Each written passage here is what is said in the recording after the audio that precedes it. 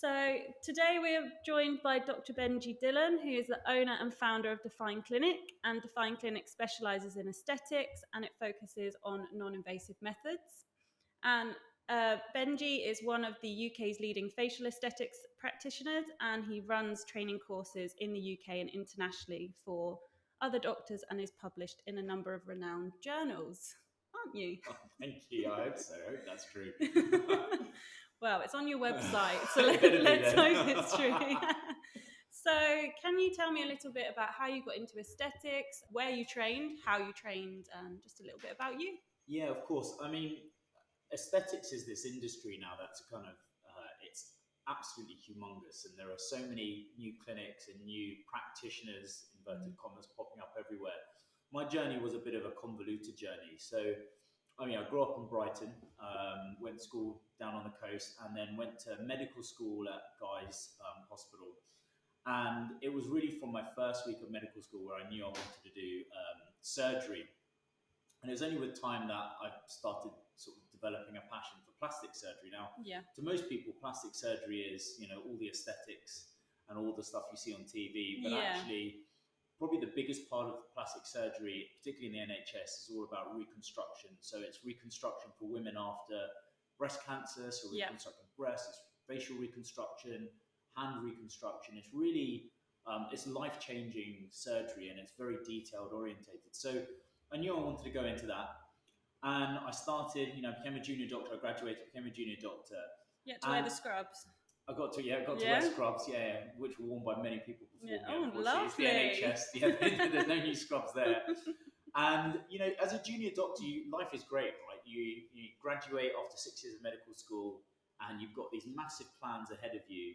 And it was very soon after you realise how hard you're working and how little you actually earn. There's a big misconception that doctors earn a lot of money, and I tell you what, they don't earn as much as they should do, given how much they work.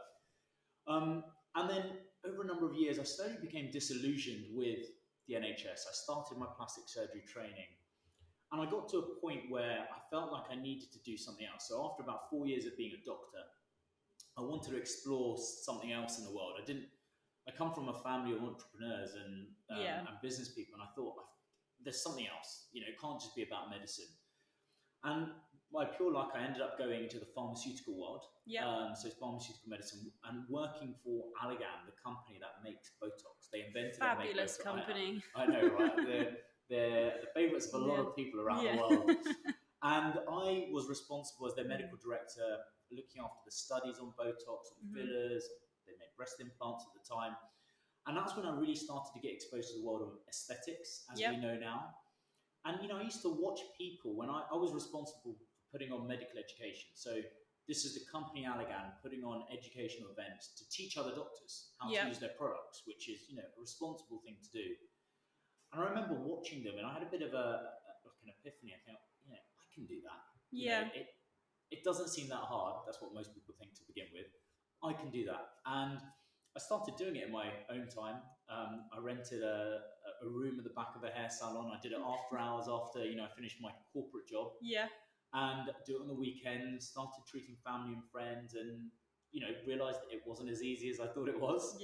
And just it grew from there. And really, before long, I realised I wanted to do it full time, and it kind of was the beginning of my aesthetics journey.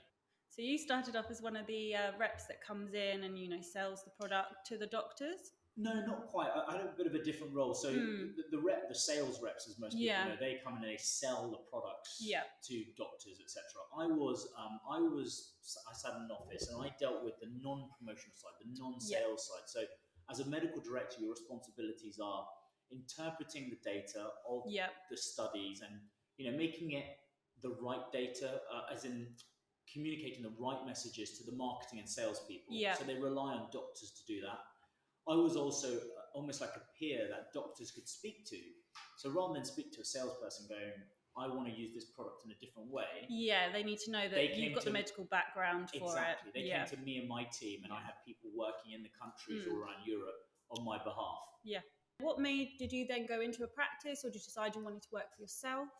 So, after probably a couple of years of work, treating friends and family, and the word kind of spreading from there, and Yeah. me slowly getting better at what I was doing, which was important. Yeah. I realized I really enjoyed it. I enjoyed it for a few reasons. I liked the fact that I was working for myself. Yeah. You know, I just, my personality, I don't think was ever lent to being employed. Not that there's anything wrong with that. It's just maybe the background and family environment I grew up in. Yeah. I like that flexibility. I like also the treatments and what I could do with it. But one of the things that really appealed to me was that the sky was the limit. As much I got out as much as I put in. Yeah. So as many hours I wanted to work, I got out, and the other way around. If I didn't want to work, I was able to have time off. You see that holiday and you're like, I'll do an extra shift over the weekend. Pretty much, exactly. I need that car. Okay, I can do this. I want to go shopping. Give yourself some goals. Exactly. Yeah. And that appealed to me. And soon after, I realised I had to get better. So I actually didn't go straight into opening my own practice. I joined a very well-renowned, world-respected leader in the field in London. Yep. And started working alongside him.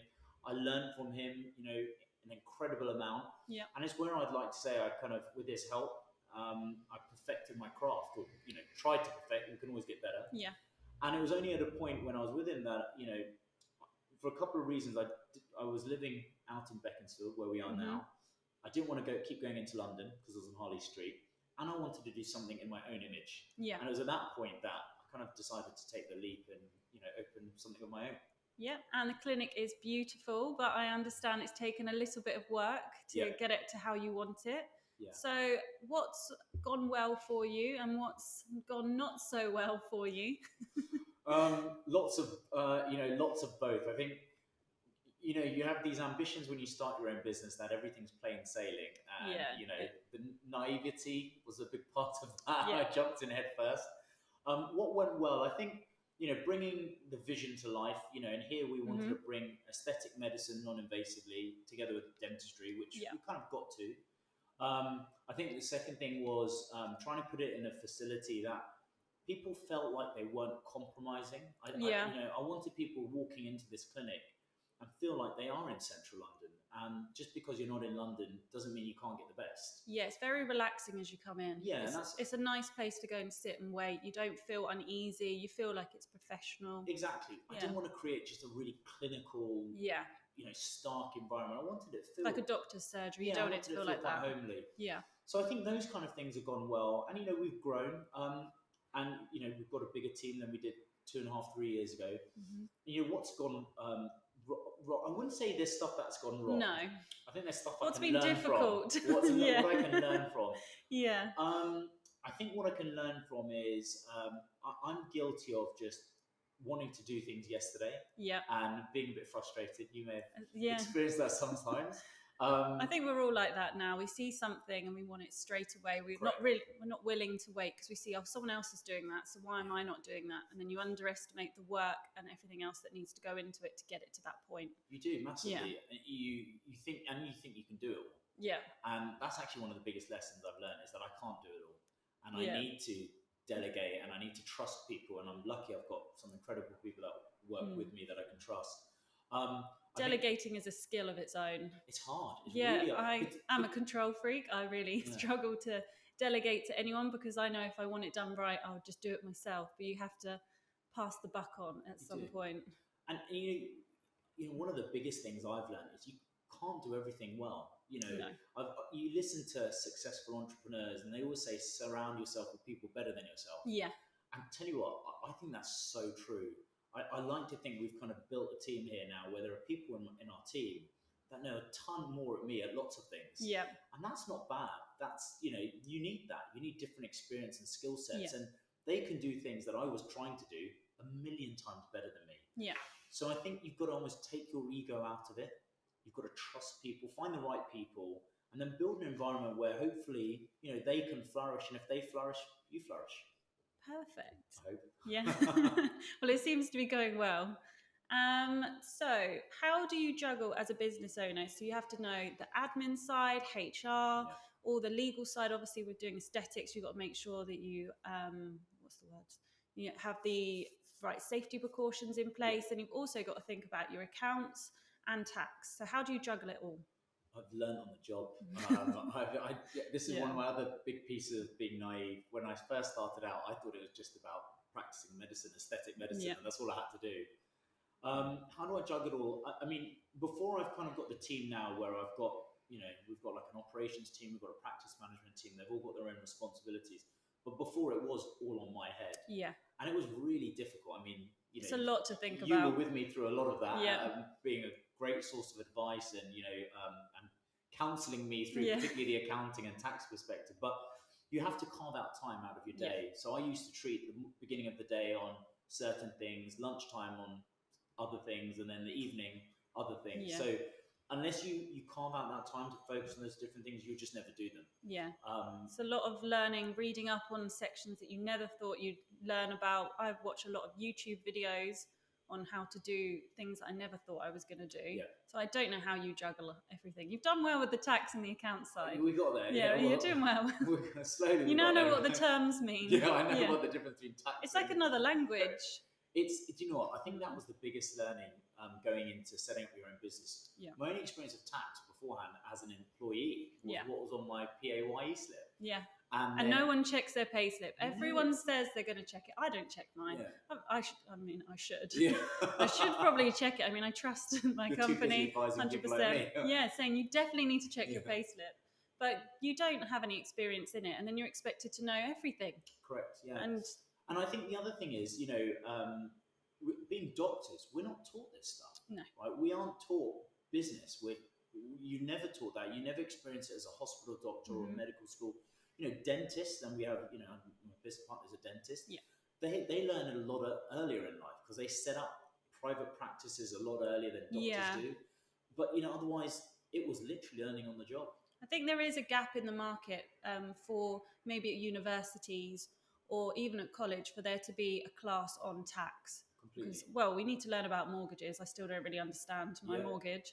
And we need to learn tax because they are getting better. I think they do something at school called something to do with your life, and you learn, I'm not explaining this very well. So at school they teach you now, I don't know what a bill is and what an invoice is, and they're looking at doing more subjects, but they kind of miss the entrepreneurial side on what happens if you want to set up a business. What do you need to think about? Where are the resources? Absolutely. But I think a big part of that is also family planning. Right? When soon after I graduated, I started earning a bit of money. We bought our first flat. And then we kept that. Then we rented it out. Then we bought our house. And then people build a portfolio. But if I knew the things now that I did then, if I knew the things then that I knew now, I would have done it so differently. I would have probably set up a little corporate entity that I put the investments in, rather than making sure that all my personal you think you want it all in your name because you want to keep hold of it, but what makes sense logically doesn't always make sense on the tax side. Correct. But also you're not taught that. You don't know that. You just think, I'll buy more property. But you never truly appreciate what is the right way you could go about it for the future. Inheritance tax down 30, 40 years down the line is massive, but I think it's something everyone should think about now. And the tax rules change each year. So as soon as you get something in place, you'll find out in 5 years' time, it's just completely disappeared, which is fun for us. Not so fun for you. Keeps you guys busy. I mean, it changes every 6 months. It's great. But I think what I know now, at a very basic level, I think there's some fundamentals. Right? There's some fundamentals for maybe your personal portfolio, your business, and I think just also looking at inheritance and retiring. I think there's some basics you could get right very early on in life. Definitely. It's something, future planning, you've got to put in place. As soon as you're going to start a business, where do you want it to go? Correct. How long do you want to have it for? If you only want to have it for 2-3 years, you need to think of your exit plan before you've started. But if you're going to have, the practice for a long time, then you've got time to move things about and change it. And if you want to hand it down to someone, or if you want to sell it on. But obviously you've just started, so we've got a while yet. You're not ready to throw in the towel quite yet. Way. So I heard you were recently in the US. What were you doing there? So one of my the things that I do is I do a lot of lecturing, so teaching other doctors how to do a lot of the treatments that we do. Well, not just doctors, nurses, dentists, healthcare practitioners around the world. So I was in the US in December teaching a group of doctors and practitioners who flew into Nashville, Yep. where we held an event, where we went through things like anatomy, injection technique, how to do things, and it was all linked to certain products. So I have, for example, consulting agreements with a number of companies that I consult for and teach for. Amazing. So were you doing something similar to how we first met? You're teaching doctors how to use the products? Yes, very similarly. Yes, exactly. Yes. So this is actually a linked company to where we first met. Great. Yeah. And those things you've been training for years. It's been a long time, so training other people how to do, and those things are great for a number of reasons. It gets me out of the clinic, and it's another revenue stream for me, which is nice. But it's also, teaching helps you become better at whatever you do. Yeah. So I assume if tomorrow you started teaching tax at a university, your knowledge of doing it day to day will just improve. Yeah. Since I've done the podcast, since I've been recording the podcast, I've noticed that I actually know a lot more than I thought I did. And then you have to learn different ways to explain what's in your head, but actually trying to get the words out and getting someone else to follow them and do them in the right way. You realize that actually you need to explain it more, or you need to show someone how to do it. So I think teaching is the best way to learn. Because I'm sure for you've had to do a little bit more research and reading in preparation. A little bit. A little bit more. But otherwise, day to day, we wouldn't do that. We are humans, we get complacent. But taking yourself out of your comfort zone actually helps you get a bit better. Yeah, and when someone says, "Oh, can I do this?" especially like when they're injecting someone's face, you're like, "Oh, I don't think you should do that." And you don't have to read for a lot of that. No, you're like, don't put it there and there. Yeah, exactly. So what are your plans for the clinic? Are you going to start any other new revenue streams? Are you looking to expand at all? I mean, you've only just, got the ball rolling and got the clinic where you want, but what's your future forecast for it? So I think, we're still in that, I think, the final throes of post-COVID. It's still lingered on.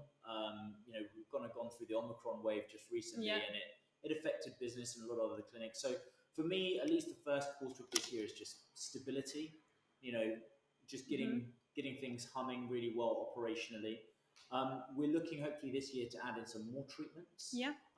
Things that are more focused on men, like hair transplants. I think that'd be great. I think it's something that's not spoken about enough in the industry at all. I think men are sometimes a little bit ashamed to admit that they want one or need one. But with hair transplants, do you have to come in a lot earlier than you realise, or can you do it when you've already started receding? Yeah, you can do it at various stages of your hair loss journey, I guess. I mean, the most important thing is you exclude medical reasons for it. So, diabetes can cause hair loss, lots of other medical conditions. But if it's just what we call male pattern hair loss or illness, a lot of that can be treated at various stages. I think focusing on men, because there's a huge market, and a lot of people are ending up going to Turkey and other countries. Right? No, we don't like Turkey. And I've seen complications from that. I mean, I've seen some good results, don't get me wrong, but I've seen complications. And it's not that they're not good over there, it's just the aftercare and being able to see someone. So that's what we want to focus on this year. We're going to really kind of push on dentistry at the clinic. You've just taken on a new partner, Alfonso. Dr. Alfonso Rao, So he's an implant surgeon, and he's creating his team that is going to do cosmetic dentistry, family dentistry, and he's an implantologist. So we're building that out, and then moving forward, we want to hopefully, if we can, expand geographically. Take the brand elsewhere. But we really just want to make it work really well here first. Perfect.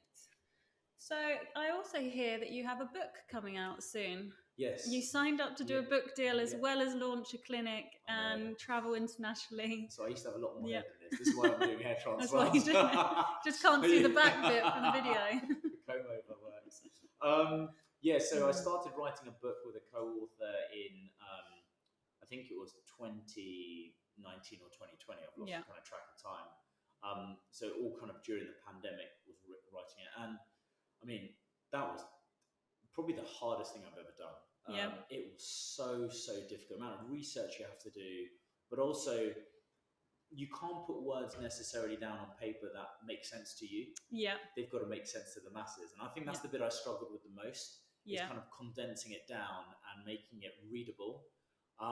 It's gone to the publishers. It may take some time till it's still in print. There's a lot of editing to do, but we've kind of kind of jumped over that hurdle. Who's it aimed towards? It's actually aimed towards dentists. Oh, okay, It's perfect. aimed towards dentists who want to get into facial aesthetics. Yeah. Primarily in the US, because there's a lot of dentists out there. And it's almost coming at a different angle for someone who's maybe never done anything like this before, giving them the information on what treatments can you do, what's the anatomy, how do you do it, and how do you avoid any issues. Yeah, because I always find whenever you see someone doing aesthetics, they're usually tagged alongside a dentist, or they've been a dentist in a previous life. Yeah. And is it because the two go quite well hand in hand, or is it just because you've already got the clinic set up and you've got the space and the equipment? I think it's definitely those two. But I think a big part of, particularly in the UK, why a lot of dentists are doing aesthetics is dentistry in the NHS is really difficult. I mean, it's been in the news a lot recently. A lot of NHS dental practices are giving back their NHS contracts because it's really, really intense. They're just squeezing every penny out of it. They are, and they work. You know, they're working really hard. So I think a lot of dentists are falling out of love with dentistry. So they're used to working with precision, which is perfect for aesthetics. They know the anatomy, and so it's kind of a nice, easy segue into doing something else that isn't as stressful. Yeah. And then also you're right. It's the fact that they have these practices. They've got these patients there, and why not offer just got to change the chairs, really, haven't you? A lot of them do it in dental chairs. Oh, really? Yeah, a lot of them do it in dental chairs, and it can work with certain dental chairs quite well. That's perfect. So now you have your clinic. You're all set up, and everything's moving more smoothly than it did. Now we're out of the pandemic. What advice would you give to your younger self? That's a good question. I think what I would say is don't rush, but don't go too slow. So maybe slow down a little bit versus what I did before. Take some time to reflect on the things that I didn't know at that time. Counting's one. Get a good accountant. Get a good bookkeeper. Yeah. I mean, I had no idea what bookkeeping was. Like, you hear this term bookkeeping, you're like, that can't be too difficult. You just think I know from people I've been speaking to that if you keep your sales invoices and some purchase receipts, that's enough, and that's what you'll need. But it's so much more involved. Oh my God, it's such a, you need a bookkeeper who knows what they're doing. Right? Yeah. So I think those would be the two probably biggest things that I would sort of do or advise my younger self. I think the third thing is probably map out exactly your journey over. I had an idea of what I wanted to achieve over 5 years, but map out my journey quite methodically over those 5 years. And I think finally is probably advise my younger self to just almost not worry too much. Yeah, and enjoy the journey a bit more. Yeah. Because, when we had to go into lockdown with a year-old business, that was horrible. Yeah. But looking back, I wish I could have just said, like, chill out. No, you want the break. Yeah, exactly. Yeah, now I want a break badly. But at least it was busy when you did open back up, because everyone's filler had started dissolving, and everyone needed a Botox top up. I don't think you had a day off for months. It was crazy. I mean, people on Zoom, there was Zoom face and Teams face, like there's a real thing. People hated what they were looking at. They've never looked at themselves so much before. Yeah. Like, none of us did. No. So a lot of people coming in for little tweaks, which was great for business. Yeah. So how have you found using social media for promoting the business? Because I noticed that you're on Instagram a little bit more. You started posting reels. How has the journey been? So I've kind of got a love-hate relationship with social media. I think we all do, right? Yeah. Well, some people just love it. It's always felt like, and you probably, I don't know if you feel the same, it's always felt like something you have to do, but you really don't want to do. Yeah, I have a very love-hate relationship with it. Anyone that's ever had to post a reel, it's got so much more work behind a reel than anyone realizes. To film a 20-second reel, right? Yeah, and to put the writing, so then it disappears. And I know that maybe younger people have grown up with more technology, but I really struggle with it. It's really difficult. Yeah. So, when we were starting out, like, social media was something I kind of did, and I did terribly, right? And you look at some of my peers who've got tens and tens of thousands of followers, but they're constantly posting content. You've got to make time for it, right? But I quickly realised how important it is, and I thought social media what would only be useful for us is the sponsored ads, but actually organically, you put stuff out there. It's the shopping floor for a lot of people nowadays, right? And I underestimated that. So I realised I couldn't do it. I go back to what I said earlier: surround yourself with people who can do things better than you. We got someone in to come and look after our digital content, and someone who could give the time dedicated to putting that content up, analysing it, fielding the direct messages, booking people in off the back of it. And it's definitely helped. It's made a massive difference. But if I hadn't invested that money into getting that full-time employee in, we wouldn't have got the benefits from it. Yeah, because otherwise it's just word of mouth. And word of mouth is great, but Instagram and TikTok, I don't know if you're on TikTok at the moment. We are, but I'm not. It's a different beast. And Facebook, everywhere, even Twitter is a great way of getting the business name out there. And I find that people respond best to humour. Obviously, you need your before and after photos, and you need things that people are going to see, and they want those services. But you find just being relatable and people seeing who you are and your personality, they buy into you as well as the brand. Massively. I mean, what's amazing is on my personal and on clinic Instagram page, we could put the best before and after up in the world, and it will get some likes. I put a photo up of me in a bar, or the team out for drinks, or us doing, and it gets hundreds and hundreds of likes. So, but I think that tells you what people want. Like you said, they want to see your personality, they want to see who you are. And I think for any business, particularly like a business like this, that's really important. Someone who walks in our door feels like they know us, and they feel comfortable, rather than just knowing we can give a good before and after. Yeah, because I think people do that secondly as a research side. You say, oh, I like them, or I've seen them on Instagram, and then you look at, okay, what do they do, and do they do it well? And then you see that and you're like, okay, actually I'm going to book in with them. Yeah, exactly. And it's probably quite funny. They could probably come in and they're like, oh, hi Benji, how are you? They know everything about my life. They know where I've been. Like, how was your holiday? How was it in America? Like, when did you get back? And you realize, like, you can't hide anything nowadays, right? And you're like, what did I tell you? What did I post? Especially when you're out after the when you've done all of your training in the US and you go to the bar afterwards. You have to be careful not to use the Press business record, one. Or just put it on my personal one. It is dangerous. Have you tried an Instagram live yet? Yeah, I've done a bunch of Instagram lives. Yeah, I just did one on Friday. I've not ventured into that yet. They are. Do you know what? They're actually, I think, a little bit less daunting. Really? It's the comments, because the comments, I don't know if I could see them quick enough and responding people will say to some them. Weird stuff and some strange stuff.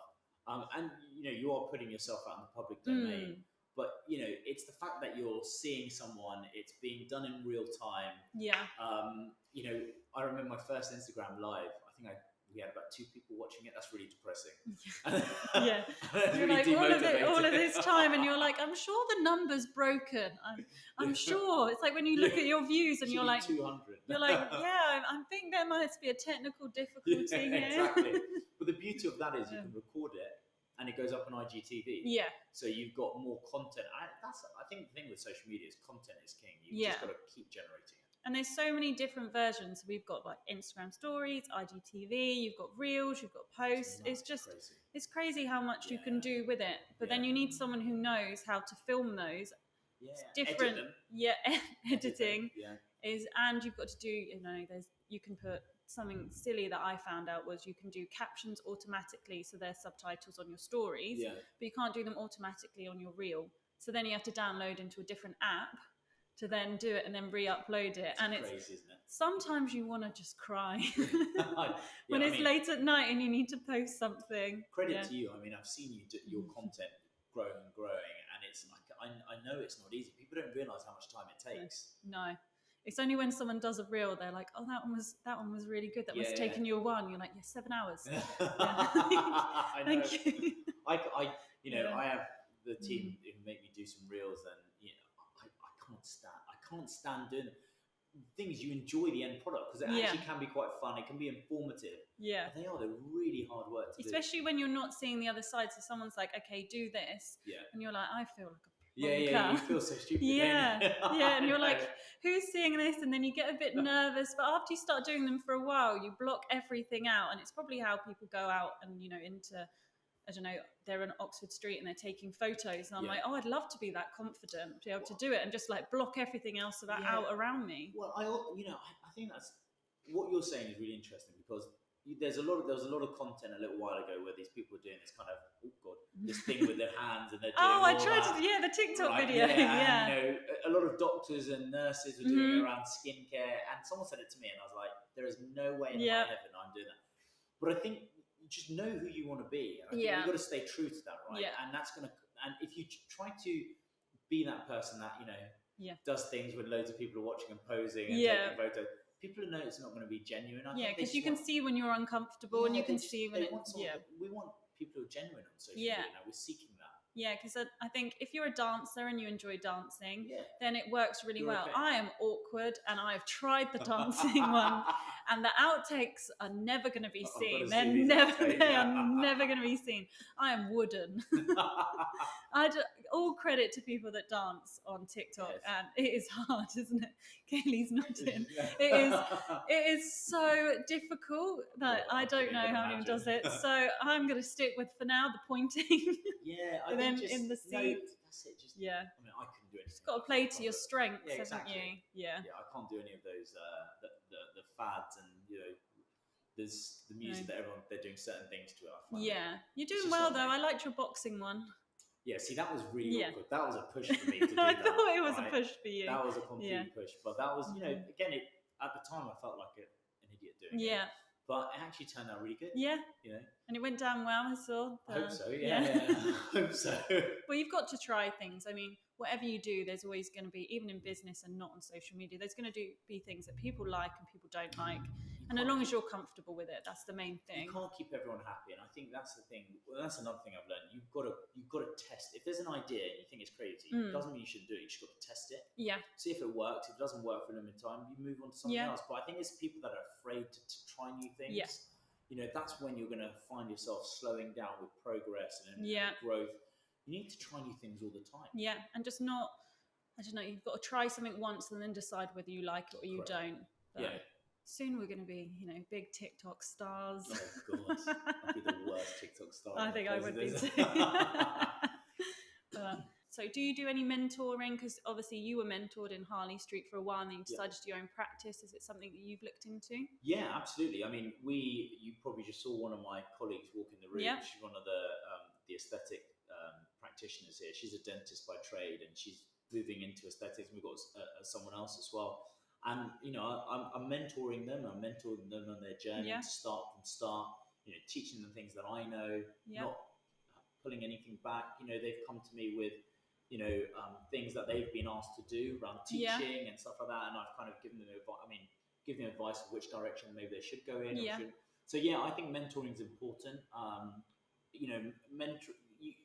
I would love to mentor more people, but it's about time. And I think it's got quality over quantity, and I'd rather just focus on the two doctors that are here, or two dentists, and focus on helping them become the best aesthetic practitioners they can be. And also just, from a balance of life as well, see how I can help them. Yeah, and I believe you're thinking about maybe venturing more into like online tutorials. Yes. So, as we discussed earlier, teaching is a big part of what I do. Although the focus is still the clinic and the day-to-day practice. But, the world has changed, and we're looking at sort of pivoting and delivering content online that people can access at their own leisure, on a coffee break. But that's accessible, it's easy to use, it's not too expensive. I think that's a big thing. So, we're exploring a few options, and, hopefully we'll get that off the ground, later this year. Yeah, it does seem like every company at the moment has an app. You have to. An app for something, and something easy you can log in. I mean, since lockdown, I think podcasts have taken off because people want to listen to something on the go. Correct. Obviously, it's nice to have a look at something as well at the same time. But if you've got something where someone can, is thinking that maybe they're a dentist and they want to go into something else, maybe they'll listen to the same video a few times just to get the terminology, and then sit down and learn the technical side. Exactly. So I think, again, it comes back to we absorb content all the time now. Yeah. Whether at home, we're watching TV, at night time, maybe listening to something, in a coffee break. And I think, you know, particularly with what I do, is there's such an opportunity to just learn things constantly, and not have to wait to like big conferences and face-to-face meetings and stuff like that. Feels like a thing of the past now to go and meet in person and Or go and sit on a chair all day. Exactly, Yeah, it seems to be that for me now. I'd say that's like the really technical stuff that I need someone to almost teach me and hold my hand with it. But like the basics, you're like, oh, I can do that myself. I can read the line. Exactly. Yeah, so you know, hopefully, I mean, there's a lot of work to go into it, because we've got to potentially build a website platform that hosts all this video that works constantly. That payment goes through the website, and which merchant it goes through. You know, how you monitor the website, SEO. It's a whole new kind of business proposal. Giving yourself a lot more work again, haven't you? It was meant to be my year of just doing other stuff, but you're on holiday. I've lasted 25 days. Yeah. I know, we all like to bite off more than we can chew, don't we? Yeah, that's definitely me. Yeah. So the advice I gave my younger self doesn't hold You're true. not listening to it, but anyone else that's going to come into the industry, definitely take it slow. Yeah, slow down. Don't do what I did necessarily. Don't give yourself constant anxiety. Yeah. I think it's a millennial thing as well. Like now, the age that we're in, no one has the time to wait. No, I think, especially with lockdowns, everyone's got these ideas and they want to take them forward. Yeah, but I think the problem, Natasha, is a lot of people have ideas nowadays and they don't act upon them. Yeah. You know, everyone's like, I've got a brilliant idea, and okay, go and do something with it. Yeah. And actually turn it into something. Execution is key, right? Coming up with an idea is easy, but executing on the idea is the most difficult part. And I think that's the bit where you need to you've got to go and you've got to do it. And you've got to know you're going to get some scars along the way, and you're going to fail and succeed. That's the hardest part of doing anything. And putting yourself out there is always difficult. It's the risk.